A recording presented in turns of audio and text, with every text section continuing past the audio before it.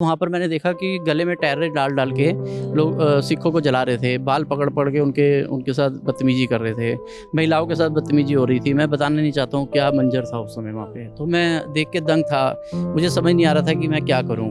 न्याय आज तक नहीं मिला। आज भी आप देखेंगे कि जो परिवार जो जिनके घरों में जो सभी को मार दिया गया, कुछ बच्चे बच गए या कुछ महिलाएं बच गई, उनकी आज भी जो है उनकी स्थिति बहुत ही मंजर है, बहुत मंजर है। मोदी जी वैसे तो काफ़ी सिखों की बहुत तारीफ करते हैं। गुरु तेग बहादुर जी का उन्होंने एक सिक्का भी निकाला था, अभी पीछे सब कुछ किया था, लेकिन इंसाफ नहीं मिला। तो आज कोई एक मुस्लिम अगर किसी नेता को मार देता है तो वो उसका मतलब एक सारे मुस्लिम को मार दो, ये गलत है। ये सोच गलत थी। दूसरी सरकार आएगी, तीसरी आएगी, हमें इंसाफ मिलेगा, लेकिन इंसाफ नहीं मिला।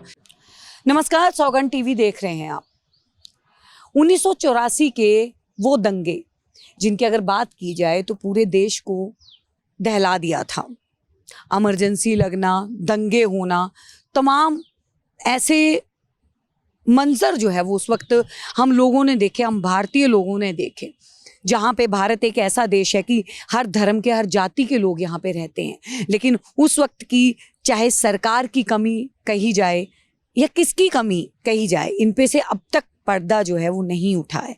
लेकिन जिनके ऊपर बीती, जिन लोगों के साथ वो मंजर घटा, हम उन लोगों से आपको मिलवाने के लिए हम सौगंध टीवी ने ये मुहिम निकाली है। हम उन लोगों से आपको मिलवाएंगे।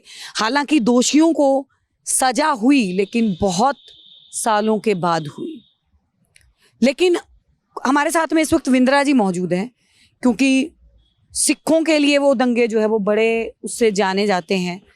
कैसे बिंद्रा जी देखते हैं 1984? देखिए, मैं डीएस बिंद्रा, मैं पहले तो आपका स्वागत करता हूँ इस चैनल का, जिन्होंने इस टॉपिक को उठाया, क्योंकि बहुत गंभीर टॉपिक था। इस पे बात होनी चाहिए। काफ़ी समय हो गया, न्याय नहीं मिल पाया। हमें जो न्याय मिलना चाहिए था सिखों को, वो न्याय नहीं मिला। तमाम सरकारें आई, सब सरकारें बदलती गई। हम लोगों ने मोदी जी से उम्मीद की थी कि शायद हमें कोई इससे मिलेगा, लेकिन मैं आपको एक छोटा सा इंसिडेंट आपको मैं शेयर कर देता हूँ, आपको शायद आप समझ सकोगे कि क्या थे। मेरा 75 का बर्थ है, 13/2/1975 मेरा जन्म तिथि है। 84 के राइट्स में मैं 9 साल का था लगभग। तो हम 7 भाई बहन थे। बड़े भाई साहब थे और 5 बहनें थी और हम 2 भाई थे। तो मैं सबसे छोटा हूँ, घर में सबसे छोटा हूँ मैं। तो मैं तब 9 साल का था। तो मेरी मम्मी ने हमारी सिस्टर का स्कूल का फ्रॉक, और हमारे बाल लंबे होते हैं तो मेरे को एक करेले वाली चुटिया कर दी लाल रिबन के साथ, और मेरे को फ्रॉक पहना के, और मुझे जो है उन्होंने छोड़ दिया कि अगर बच गया तो ठीक है। तो मुझे समझा दिया कि घर पे नहीं आना है, दंगा हो गया। 84 के राइट्स की बात बता रहा हूँ। तो मेरे को इतना समझ आ गया नहीं आना। मेरी मम्मी ने मुझे, तो आपने सवाल किया कि मैं कहाँ जाऊँगा, क्योंकि बच्चे थे आप? मेरे को बच्चा था, लेकिन मेरे को मम्मी ने समझा दिया कि आपने मतलब घर पे नहीं आना, ये हम आपको मार देंगे। क्योंकि बाहर जब शोर मचता था तो हमें मारो मारो, सारों को मारो, ये तो हम सुनते थे अंदर बैठ के। तो मेरे को समझ आ गया कि घर में अगर मैं वापस आऊँगा तो मुझे मार दिया जाएगा। तो मैं पैदल मुझे मम्मी ने समझाया कि फ्रॉक डाली मेरे को रेड कलर की, और रेड कलर का करेले वाली चुटिया मेरी कर दी, लंबे बाल थे, और मेरे को छोड़ दिया, और मैं अपना बाहर निकल गया। जब मैं बाहर निकला तो शादरा हमारे पड़ता है यहाँ पे, 319 का बस स्टैंड होता था, पुराना बस स्टैंड जिसको बोलते हैं, 319 का। जब मैं पैदल चलते चलते वहाँ पहुँचा तो वहाँ पर मैंने देखा कि गले में टायर डाल डाल के लोग सिखों को जला रहे थे, बाल पकड़ पकड़ के उनके साथ बदतमीजी कर रहे थे, महिलाओं के साथ बदतमीजी हो रही थी। मैं बताना नहीं चाहता हूँ क्या मंजर था उस समय वहाँ पे। तो मैं देख के दंग था, मुझे समझ नहीं आ रहा था कि मैं क्या करूँ। तो चलते चलते फिर वहाँ पे शामलाल कॉलेज है, मुझे कोई शामलाल कॉलेज में ले गया। वहाँ पर कैंप बना था, वहाँ पर किसी ने मुझे छोड़ दिया। फिर हमें पता लगा कि गुरुद्वारों के अंदर कैंप बन गया है। मैं बहुत छोटे में आपको बताना चाह रहा हूँ। तो मैंने जो आंखों से देखा ना उस टाइप का मंजर, तो मन सिहर जाता है, मन डर जाता है। जब भी कभी हमें याद आता है वो टाइम तो डर जाते हैं हम लोग। तो मुझे कोई जान पहचान का था, वो मुझे पकड़ के ले गया वहाँ पर। फिर उसने मुझे जाके गुरुद्वारे में छोड़ दिया। कोई पहचान लिया होगा या सोचा होगा, जो भी है। पंजाबी बोलते हैं, हमें इतनी समझ नहीं थी। पंजाबी में बोला होगा, अपना नाम बताया होगा, तो उन्होंने मुझे गुरुद्वारे में छोड़ दिया। गुरुद्वारे वालों ने हमें घर पे ले आए, उन्होंने पहचान लिया हमें। तो फिर गुरुद्वारे घर पे आए तो मम्मी ने फिर हमें थप्पड़ मार के भगाया, भी तुम यहाँ घर पे मत आओ, तुम्हें समझाया था घर पे नहीं आना। तो वो जो मंजर था, वो कोई घी का टीन गद्दे पे रख के ले जा रहा था, कोई कोलगेट पेस्ट कोई लूट के ले जा रहा था, कोई सॉस की बोतलें लूट के ले जा रहा था। तो तमाम जो लूट पाट हो रही थी, मारो मारो मारो, मतलब जो भी था, जैसे भी था, जो भी था मंजर, वो चल रहा था। लेकिन न्याय नहीं मिला, न्याय आज तक नहीं मिला। आज भी आप देखेंगे कि जो परिवार जो जिनके घरों में जो सभी को मार दिया गया, कुछ बच्चे बच गए या कुछ महिलाएं बच गई, उनकी आज भी जो है उनकी स्थिति बहुत ही मंजर है, बहुत मंजर है। हम लोगों को बहुत उम्मीदें थी कि सरकारें बदली होंगे और कुछ आएगा, कुछ नया होगा, लेकिन हुआ नहीं। बहुत चीज़ का अफसोस रहेगा। मोदी जी वैसे तो काफ़ी सिखों की बहुत तारीफ़ करते हैं। गुरु तेग बहादुर जी का उन्होंने एक सिक्का भी निकाला था, अभी पीछे सब कुछ किया था, लेकिन इंसाफ नहीं मिला और हम लोग आज भी दर बदर भटक रहे हैं इंसाफ के लिए।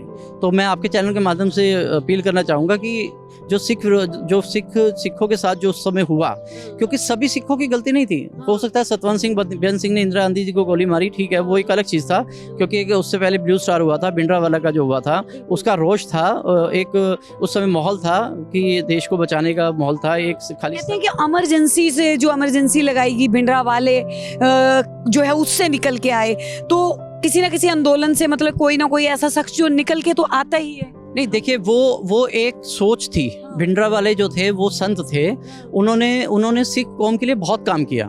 मैं भिंडरावाले की बहुत तारीफ, भिंडरावाले जी संत जरनैल सिंह भिंडरावाले हमारे मैं उनका नमन करता हूँ। उनको मैं बहुत मानता हूँ कि उनकी एक अंदर एक ताकत थी। वो एक संत थे जो सिखों के लिए काम करने आए थे, लेकिन उनको ख़त्म कर दिया गया। जो अकाल तख्त पे जो अटैक किया गया, जहाँ पे तोपों से जो अटैक किया गया, तो वो रोष था, लेकिन उस रोष की सज़ा पूरे सिख समाज को देना ये गलत था।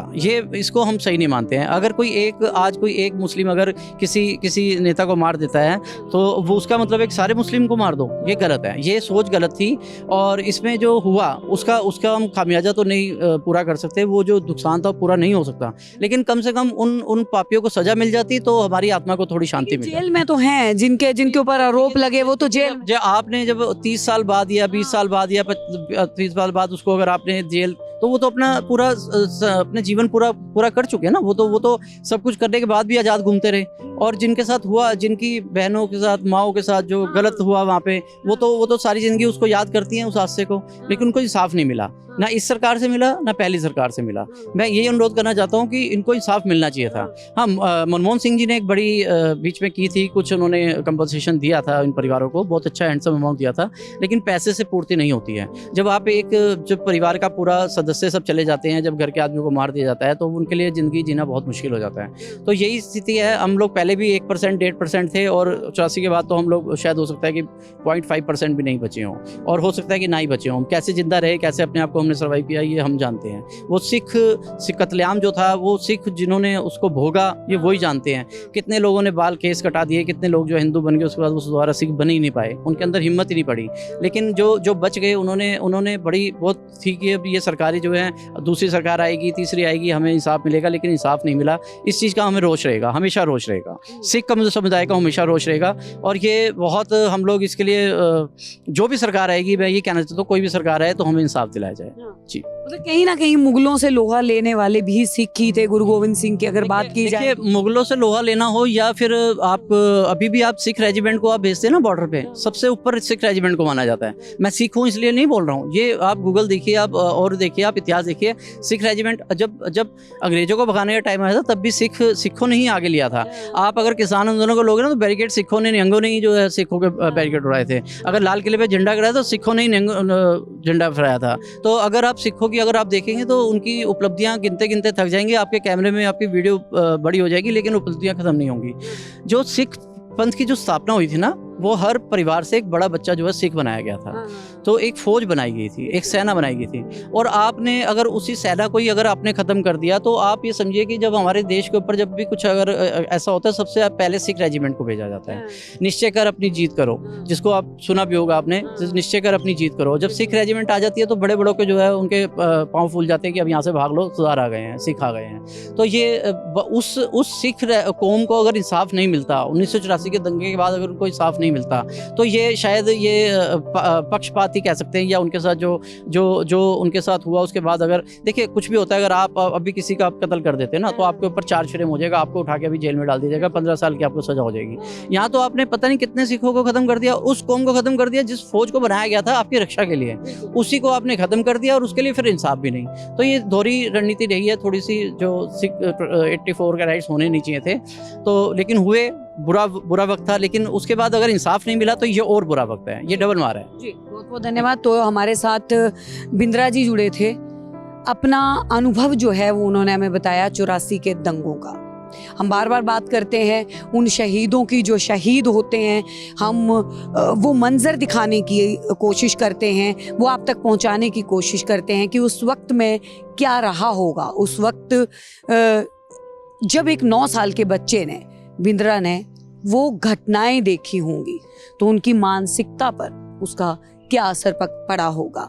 आज वही माएँ जो अपने बेटे को सीने से लगा के रखती हैं, अपने बच्चे को बचाने के लिए, जिस माँ ने अपने बेटे को घर से निकाल दिया होगा, वो क्या मंजर रहा होगा। ऐसे ही 84 दंगों के पीड़ित कुछ और लोगों की और परिवारों के बीच भी आपको लेके चलेंगे। बने रहिए हमारे साथ, देखते रहिए सौगंध टीवी। आप देख रहे हैं सौगंध टीवी, सौगंध वतन की।